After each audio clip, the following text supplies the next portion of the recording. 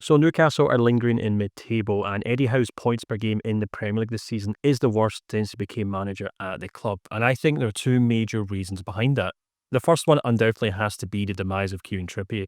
The 34-year-old fullback was Newcastle's best source of assists last season, and injury has really got in the way of him playing games this time around.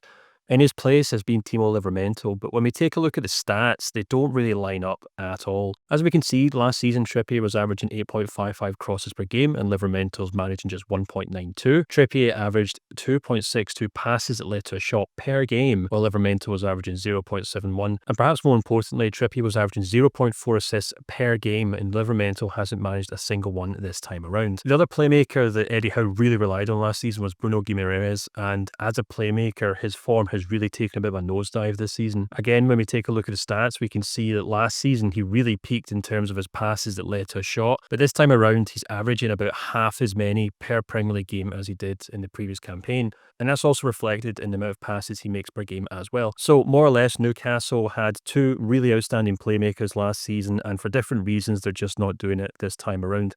Trippier's been injured, and the guy who stepped in to replace him can't really live up to those playmaking stats, and Bruno Guimarães just simply isn't the player that he was last time around. That undoubtedly explains why Newcastle aren't creating enough chances, aren't scoring enough goals, and putting enough points on the table.